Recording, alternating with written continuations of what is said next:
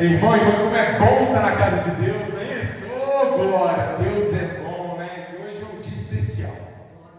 Hoje é um dia daqueles que a gente fica triste, mas alegre também. É um dia contraditório, né, irmã Maria, né, irmã Letícia? É um dia assim que a gente às vezes não sabe. Será que eu devo rir? Será que eu devo chorar? Meu irmão, hoje é dia de rir e chorar. Chorar e rir. O que a gente não pode no dia de hoje é ser impassível. O que é impassível? É não se sentir tocado. Amém? Porque quando uma pessoa fala uma coisa muito gentil para nós, a gente pode ter esse tipo de reação, não é? A gente pode rir. Imagina alguém chega para o senhor, para a senhora e diz assim: ó, você está bonito hoje, você está chique hoje. O que a pessoa pode fazer nessa hora? Dá aquele sorrisão, né? Ah, obrigado. Não é isso? Ou então se alguém chega e fala para você: meu amigo, minha amiga, meu irmão, minha irmã, eu amo você. Nessa hora a pessoa pode começar o quê? A chorar de emoção. Não é isso? Ela pode rir e chorar quando ela é tocada. Seja por uma coisa, seja por outra, seja chorando, seja rindo. Hoje é dia de nós agradecermos. Porque Deus é bom. Deus não precisava, meu irmão, minha irmã, fazer nada, mas Ele fez tudo. E é hoje que a gente se lembra disso com todo o nosso coração. O ideal, meu irmão, minha irmã, é que a gente se recorde disso pelo menos um pouquinho todo dia. É necessário que pelo menos uma vez por mês aqui na Santa Ceia a gente relembre. Mas hoje, meu irmão, minha irmã, é o dia que a gente para tudo para pensar só nisso. Porque, meu irmão, pensa, nós seres humanos fomos constituídos como autoridade sobre o mundo. Deus nos deu coisas que nenhuma outra criatura no universo possui: inteligência, capacidade de falar, emoções, afetos, não é isso? Nós chegamos na lua, meu irmão, não é à toa não, é porque Deus nos deu essa graça. Nós inventamos vacinas, nós construímos prédios, não é isso? Os seres humanos desenvolvem tratamento para doenças muito difíceis de serem enfrentadas. Isso tudo é dom de Deus. Amém?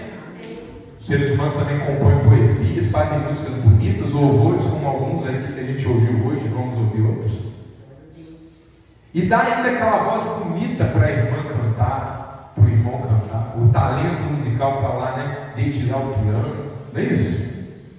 Deus nos deu cada uma dessas bênçãos. E diz para nós só uma coisa: não coma do fruto da árvore da ciência do bem e do mal. Mas é por que não devíamos comer aquele fruto? Deus ia ganhar ou perder alguma coisa? Não, velho. Porque ali estava o nosso destino. Se nós decidíssemos continuar em santidade na presença de Deus, a nossa comunhão nunca teria acabado. Deus passeava pelo jardim com Adão e Eva. Deus poderia estar aqui passeando conosco. Mas se comerdes desse fruto, certamente morrerás. O que significa isso? Nós não poderemos mais estar em comunhão com Deus. Porque ou vamos ter acesso à árvore da ciência do bem e do mal, ou à árvore da vida. Não dá para ter acesso às duas. Naquela ocasião a humanidade era 100% Adão e Eva, concorda comigo? Não existia o irmão Walter, não existia o irmão Juarez. Era só Adão e Eva, amém? Todos nós estávamos em Adão e Eva. Portanto, 100% da humanidade era Adão e Eva. Eva então provou do fruto e ofereceu ao seu marido. Ou seja, a humanidade era Adão e Eva. Quem comeu o fruto? Adão e Eva. 100% da humanidade. A partir de então, a escolha estava feita. Se comer desse fruto, certamente morrerás. Nós comemos desse fruto porque nós estávamos em Adão e Eva. Nós perdemos a conexão com Deus, não foi porque Deus virou as costas para nós, é porque nós viramos as costas para Ele. Deus podia ter feito? Larga esse povo para lá, vou criar um novo planeta, uma nova humanidade e tentar de novo. Não é assim? Mas Deus não fez isso. Ele não nos abandonou. Ele permaneceu preocupado com o nosso destino. E aí ele iniciou um processo de intervenção na história magnífico, lindo, que a Sagrada Escritura descreve. Ele foi e já de imediato disse: demônio, na época chamado serpente, nunca haverá paz entre você e o fruto de Eva, ou seja, nunca haverá paz entre o diabo e a promessa. E haverá o dia que você vai picar o calcanhar da filha do filho da mulher, mas o filho da mulher vai esmagar sua cabeça. Naquele momento, imediatamente depois do pecado original, Deus já colocava em curso o seu plano de salvação. Ali ele anunciava pela primeira vez a vinda do Mestre. E dali para frente, meu irmão, tudo aconteceu para convergir para esse ato. O ato da crucificação, do sacrifício redentor de Cristo. Foi porque Deus tinha um plano de trazer Jesus ao mundo, que ele separou a Abraão da sua parentela e falou: vai para a terra que eu te mostro. É por isso que ele escolheu Isaac e não Esaú. É por isso que ele escolheu Jacó. Desculpa, Isaac e não Ismael. É por isso que ele escolheu Jacó e não Esaú. E é por isso que entre os filhos de Israel ele escolheu Judá. E de Judá Davi, e de Davi Salomão, e de Salomão Jesus. Tudo para chegar ao Redentor. Amém? Quando Jesus veio ao mundo, ele veio com a missão de desfazer a obra de Adão. Romanos capítulo 5 nos explica essa história. Desafio o primeiro Adão e com ele entrou a morte no mundo. Mas houve um segundo Adão e com ele veio a graça redentora. O segundo Adão é Cristo. O segundo Adão é a segunda chance da humanidade. Deus é tão bom, mas tão bom, que ele exerceu a sua justiça e ao mesmo tempo cruzou com o seu amor. Porque se Deus falou: se comer desse fruto certamente morrerá, alguém tem que morrer. Porque Deus não é como o homem que se arrepende do que disse. Ele não mente jamais. Ele falou para Adão: não coma daquele fruto, porque se comer certamente morrerá. Se Adão comeu, alguém tem que morrer. Mas ao mesmo tempo, Deus amou o mundo de tal maneira que deu seu Filho unigênito, para que nós não morrêssemos. Alguém tem que morrer. Mas Deus fala: eu amo a minha criação, e eu não vou deixar que seja o sangue da criação. Eu vou dar o meu sangue. Jesus estava na glória, ele é Deus, mas ele se fez carne e habitou entre nós. Nasceu, cresceu, passou por tudo que um ser humano passa. Está lá em Hebreus, depois você lê. Ele passou frio, passou fome. Ele foi tentado. Mateus, Marcos, Lucas, João dão esse testemunho.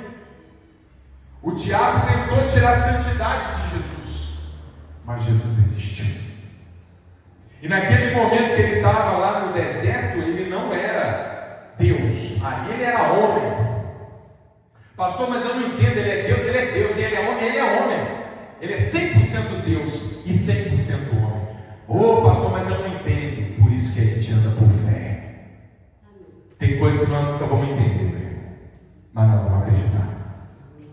Quando Jesus estava no deserto, ele não trouxe para si o poder de Deus. Nós sabemos, ele podia ter dado uma ordem e milhares de anjos viriam em seu socorro. Mas ele tinha que cumprir tudo. Ele tinha que passar por aquilo também. 40 dias sem comer. E o diabo se apresenta. Pela primeira vez na Bíblia a gente vê a cara do diabo. Como ele de fato é. Nunca antes o diabo se revelou de maneira tão conclusiva como foi naquele deserto. Por quê? Porque quando Deus se revela 100%, o diabo é revelado 100%. A luz e as trevas estavam naquele deserto. E naquele momento o diabo podia ter vencido, como ele venceu Eva, como ele venceu Adão. Foi a mesma estratégia. Olha que árvore linda, Eva, que frutos bonitos. Deus não vai se importar. Na verdade, Deus tem inveja de você. Foi exatamente o que o diabo fez com Jesus. Você não é filho de Deus? Transforma essa pedra em pão. Está vendo todas as nações da terra? Vou te dar tudo isso se você se ajoelhar a mim. Mas Jesus não cometeu o erro de Adão. 40 dias sem comer. Eva tinha acabado de tomar café da manhã. Jesus ficou 40 dias sem comer. Adão tinha todas as árvores do paraíso para se fartar. Jesus ficou 40 dias sem comer. E quando o diabo apareceu, ele disse: sai de mim. Não tentarás o Senhor seu Deus. Eu não aceito. Eu não vou fazer. Você não vai me tirar a bênção que eu trouxe para a humanidade. Eu tenho uma missão que eu vou cumprir. 40 dias sem comer. E Jesus resistiu ao diabo, mostrando do que o segundo Adão é feito. Dali para frente, meu irmão, milagres, maravilhas, ensinos incomparáveis. Pega o maior dos filósofos do mundo, não chega nem ao dedo mindinho de Jesus. Nenhuma sabedoria humana se compara à sabedoria que aqui foi expressa. E para nós às vezes é até difícil entender, meu irmão, porque nós estamos aí há 2000 anos dele. Mas na época, uma pessoa fala de amor, de perdão, de dar uma face, se bater na outra, falar de que nós temos que ser graciosos, independente das circunstâncias, que se mandar a gente andar uma légua, anda duas, e se pedir a sua capa, entrega a túnica, e se te pegar emprestado, não pede para devolver. Isso é revolucionário. Jesus curou, abençoou, revelou, trouxe sabedoria, fez a obra completa, nos mostrou a face de Deus. Inclusive ele ensinou aos apóstolos: poxa, mas até hoje vocês não entenderam que eu, quando olho para mim, vocês estão vendo a imagem de Deus, porque eu e Deus somos um. Olha para Cristo, meu irmão e irmã, e veja a face de Deus. Então, quando ele disse tudo o que tinha para dizer, plantou a semente no coração daqueles apóstolos, alguns dos quais nos deixaram testamentos, os evangelhos de Mateus e de João. Preparou o caminho para que Pedro ensinasse a Marcos para escrever também o evangelho de Marcos, e para que Paulo ensinasse a Lucas, para que Lucas escrevesse o evangelho de Lucas. Quando Jesus então fez tudo o que precisava para nos mostrar a face de Deus, ele disse: agora eu preciso fazer a parte mais difícil. Eu preciso pagar a pena da humanidade. Ele não precisava fazer isso, não. Fiquei imaginando quando ele estava lá no Getsemane, orando, e que caíram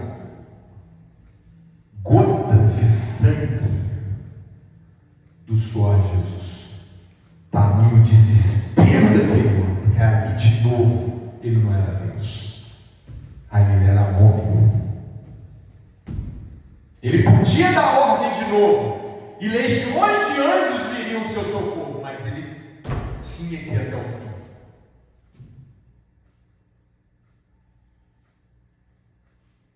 E ele sabia exatamente o que ia acontecer. Ele fez aquela oração, e no momento de desespero, ele fala: Senhor, se puder, afasta de mim esse cálice. Mas no espaço de uma vírgula, ele conclui: mas não seja feita a minha, mas a vossa vontade. Ele sabia que Deus não podia afastar. Ele sabia que naquela hora Deus estava virando as costas para ele. Deus não podia olhar aquela cena.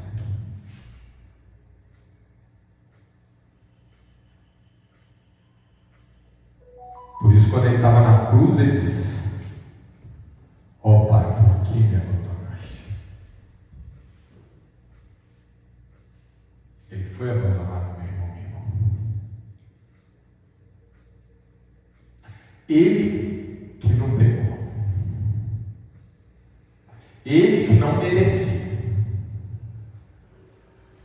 O único justo que pisou esse planeta.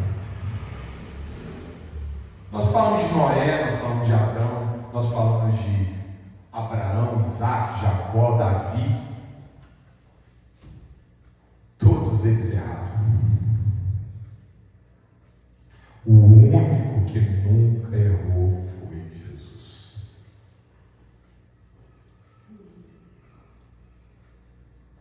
Nós merecíamos, ele não. E com um cordeiro indo para o abate, lembra do templo dos sacrifícios? Era tudo uma imagem do que haveria de acontecer com Jesus. Um cordeiro perfeito, uma criatura sem mancha, sem nenhum defeito, nenhum único e pequeno defeito. Não com 3, mas com 30 anos. Porque as ovelhas tinham que ter 3 anos para ser sacrificadas. Ele tinha 30. Novo jovem. Ele foi na direção da Gólgota, da caveira, da cruz. E aí a gente chega aqui em Mateus capítulo 27, verso 45. Abra sua Bíblia. Mateus 27, 45.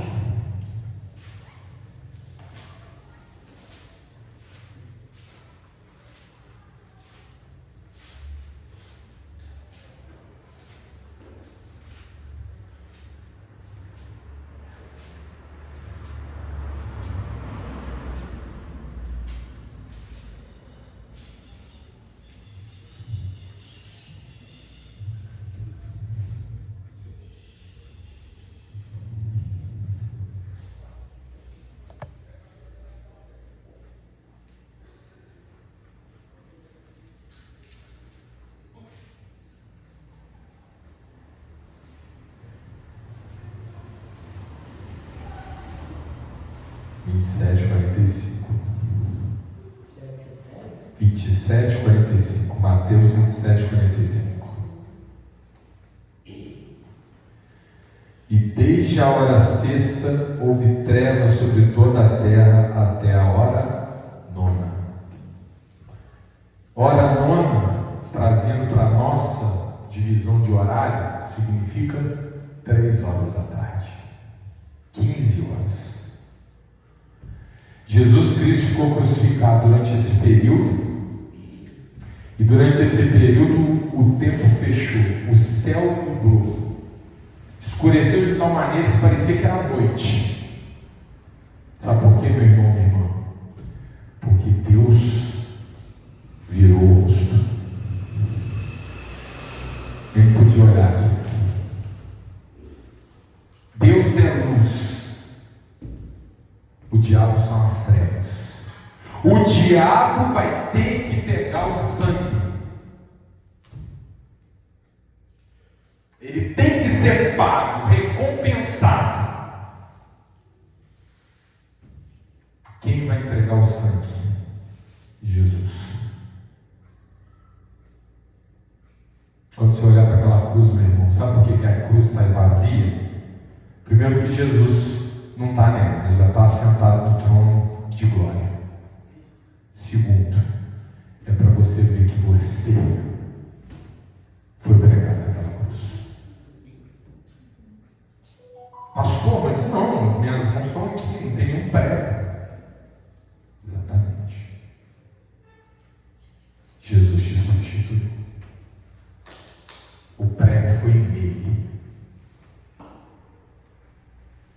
Imagina o que é ficar numa cruz. Sabe o que era a cruz? A cruz era a maneira de matar os piores criminosos do Império Romano. Quando era, sabe qual era o tipo de crime que se matava com a cruz? Sedição. Sedição é o quê? Quando alguém conspirava contra o imperador, ou seja, ameaçava o poder do imperador. Um exemplo de quem foi crucificado antes de Jesus é um cara chamado Espartacus, que era líder de uma rebelião de escravos. Ele e aqueles que estavam com ele foram todos crucificados no caminho que levava a Roma, para servir de exemplo, para que quando as pessoas olhassem para Espartacus, falassem: eu não vou brigar com o imperador, porque eu aguento qualquer coisa, menos isso. Isso é a cruz. Jesus teve a pior pena que poderia se imaginar. Ser crucificado significava você ser amarrado, pregado e sangrar até não aguentar, numa posição em que quando você respira, o seu pulmão dói.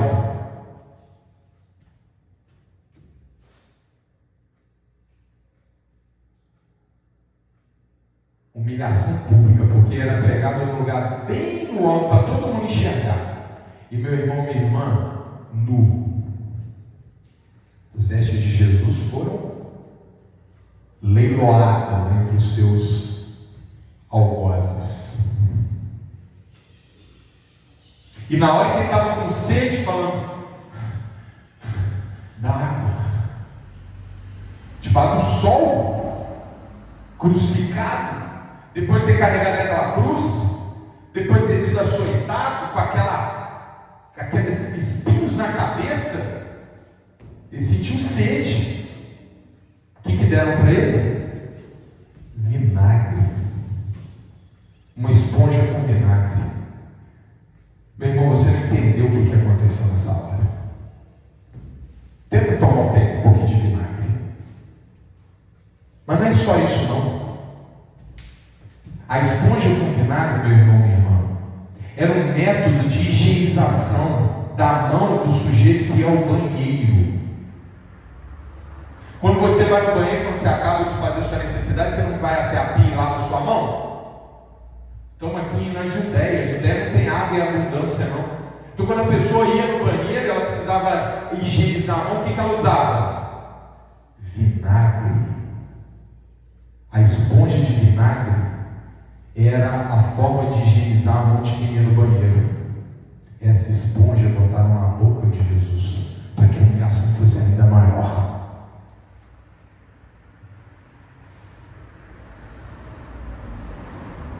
Meu irmão, ninguém sofreu com ele.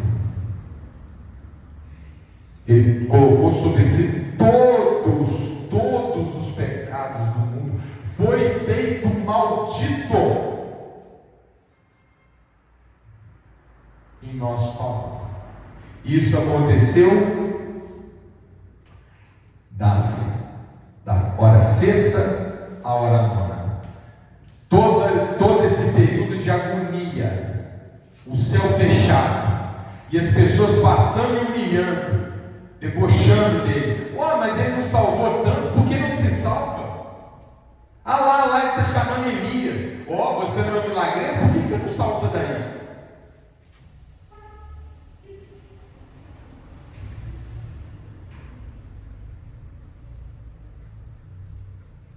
Tudo que você pode imaginar de humilhação, Jesus estava sendo submetido naquela hora. As pessoas rindo dele. E do lado ele vendo a mãe dele chorando. A mãe dele nesse planeta, Maria. Chorando ali. Sofrimento que ele também sofreu de ver a mãe dele vendo ele daquele jeito. Meu irmão. Pesado, né? Estão entendendo ou não? Esse peso a gente tem que sentir hoje.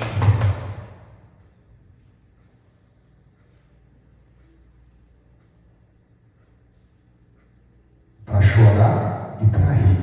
Por quê? Chorar porque o nosso Salvador levou isso tudo. E rir porque não precisa ser eu e você.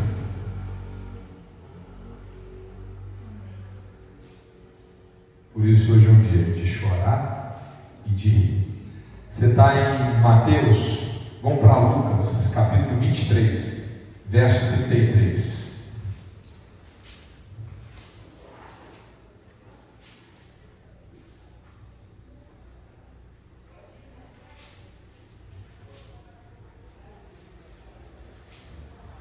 Lucas, capítulo 23, verso 33.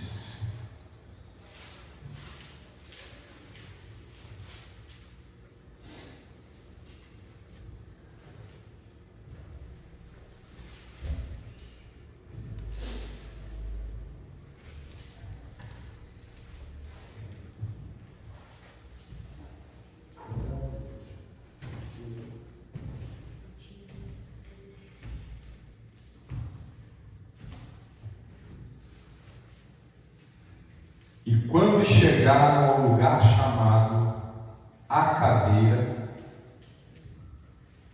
ali o crucificaram,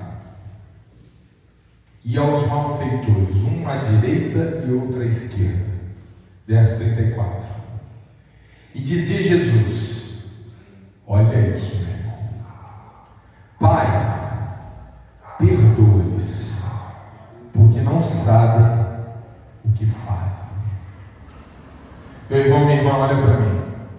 Às vezes você está passando por luta e fala: Deus, eu não vou conseguir abençoar ninguém, eu não consigo perdoar essa pessoa. Sinceramente, ela é muito ruim para mim. É, meu querido. Jesus está sendo crucificado e ele libera uma bênção. Ele intercede. Do jeito que você intercede pelos seus filhos, por você, ele intercedeu pelos seus agressores. Pai, perdoa-lhes, porque eles não sabem o que fazem. E repartindo seus vestidos, lançaram sortes. Estão entendendo como é que ele estava naquela cruz? E o povo estava olhando, e também os príncipes zombavam dele, dizendo: aos outros salvou, salve-se a si mesmo, se este é o Cristo, o escolhido de Deus. E também os soldados escarneciam dele, chegando-se a ele e apresentando-lhe vinagre, e dizendo: se tu és o rei dos judeus, salva-te a ti mesmo. E também por cima dele estava um título escrito em letras gregas, romanas e hebraicas: este é o rei dos judeus. E um dos malfeitores que estavam pendurados blasfemava dele, dizendo: se tu és o Cristo, salva-te a ti mesmo e a nós. Respondendo, porém, o outro repreendia-o, dizendo: tu nem ainda temes a Deus, estando na mesma condenação? E nós, na verdade, com justiça, porque recebemos o que os nossos feitos mereciam. Mas este nem o mal fez. Você está entendendo que até o bandido estava entendendo o que estava acontecendo. E disse a Jesus: Senhor, lembra-te de mim quando entrares no teu reino.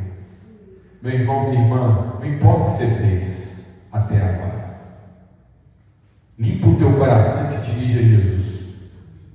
Esse homem estava condenado à morte do lado de Jesus, crucificado, com algum crime muito grave, mas naquela hora ele creu.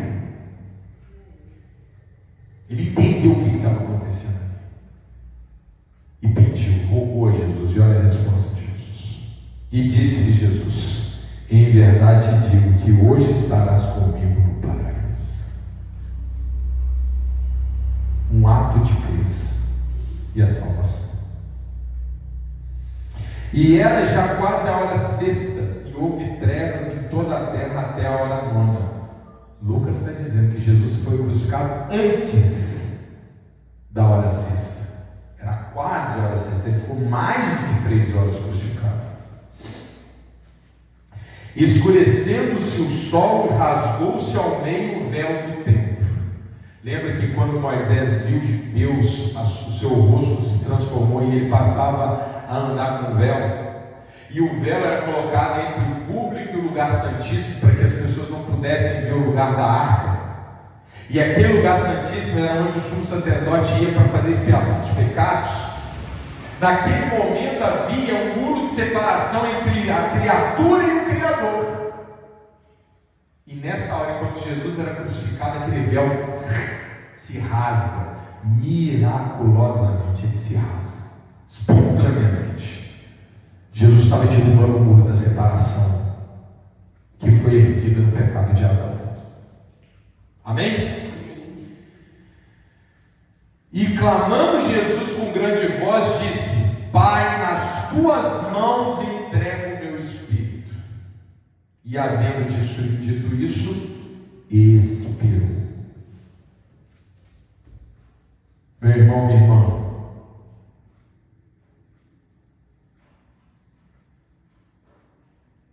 Jesus sofreu para que nós nos reconciliássemos com Deus. Quando ele foi levantado no madeiro, o véu da separação se rasgou. Por isso hoje você não tem que prestar reverência, meu irmão, a pastor, não tá? Ministro, pastor, bispo, seja lá o que for. Mas a reverência é só para um, Jesus Cristo. A reverência aos ministros, aos levitas, é coisa do passado. Porque o véu se rasgou. Fostes feitos sacerdotes, amém? Você é um sacerdote de Deus. Vamos para João capítulo 19, verso 25.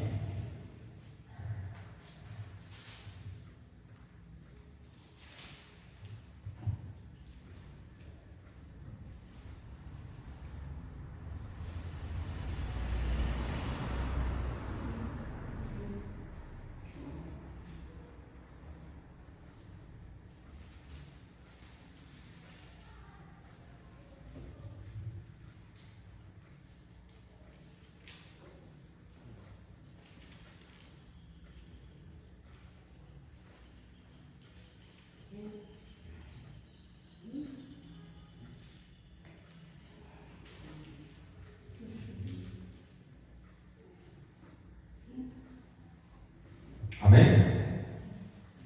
19 e 25.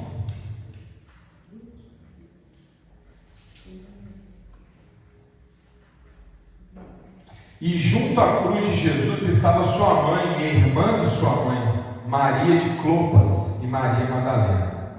Ora, Jesus, vendo ali sua mãe e que o discípulo a quem ele amava estava presente, disse a sua mãe: Mulher, eis aí o teu filho. Depois disse ao discípulo: Eis aí tua mãe. E desde aquela hora o discípulo o recebeu em sua casa. Meu irmão, minha irmã, Deus é bom, 100% bom. Nada fica sem resolver. Jesus veio de Maria, não é? Jesus está sendo crucificado, não tá? A causa dele é magnífica, é enorme, é indescritível o que está acontecendo aqui. Mas Jesus não deixa de exercer misericórdia, não deixa de lado nem o mais simples detalhe. Imagina o coração de Maria vendo o filho dele daquele jeito, sabendo que ela ficaria sem o filho primogênito. Meu irmão, minha irmã, Jesus olhou para ela e falou: Você não vai ficar sem filho. João, discípulo que Jesus amava: Eis aí tua mãe. Maria, eis aí teu filho. Ele vai me substituir. Isso é uma coisa incrível, maravilhosa. Jesus não deixou ninguém que recorre a Jesus fica sem a bênção, meu irmão. Ninguém que chora aos pés da cruz fica sem resposta. Jesus não foi impassível, ele podia ter dito: mas a minha missão, mãe, é muito grande, eu não posso te dar atenção agora. Ou é que está doendo demais, mãe, não consigo pensar no seu problema. Eu não sei, eu estou aqui falando da bênção de Maria. Talvez João tenha sido mais abençoado que ela, eu não sei, a Bíblia não fala. Talvez João precisasse de Maria, eu creio que precisava, talvez fosse o atendimento de uma oração. É bem provável que tenha sido. Eu falo talvez porque a Bíblia não escreve, mas eu creio que foi. Jesus não esqueceu de nenhum detalhe, ele resolveu tudo. Ele não deixou a mãe dele órfã. E continuou. 28. Depois, sabendo Jesus que já todas as coisas estavam terminadas, está vendo? Tudo, ele resolveu tudo, até deixar Maria amparada.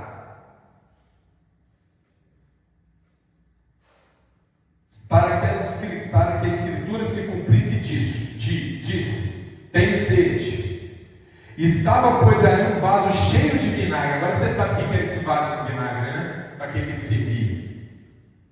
E encheram de vinagre uma esponja, e pondo-a no isopo, numa cana, num negócio comprido, lhe achegaram à boca. E quando Jesus tomou o vinagre, disse: está consumado. Eu cumpri tudo. Era o último ato de humilhação que ele precisava passar. E inclinando a cabeça, entregou o seu espírito. Inclinando a cabeça, entregou o seu espírito. Os judeus, pois, para que no sábado não ficasse o corpo na cruz, visto que era a preparação, pois era grande o dia do sábado, rogaram a Pilatos que se lhes quebrassem as pernas e fossem tirados. Foram, pois, os soldados, e na verdade quebraram as pernas do primeiro e ao outro que com ele fora crucificado. Mas vindo a Jesus e vendo-o já morto, não lhe quebraram as pernas. Contudo, um dos soldados lhe furou o lado com uma lança, e logo saiu sangue e água. E aquele que viu testificou, e o seu testemunho verdadeiro, e sabe que é verdade o que disse, para que também vós creais. Meu irmão, minha irmã, naquele momento Jesus já tinha entregado o seu espírito, já havia consumado tudo. E aquele homem, que era um soldado romano, chegou e furou ele com uma lança. E na hora de sair, o que saiu de dentro de Jesus não era nem mais sangue, era água. Por quê? Porque o sangue de Jesus foi derramado até a última gota, para que nós fôssemos poupados. Agora é 15 horas, meu irmão, minha irmã. Vamos nos colocar de pé.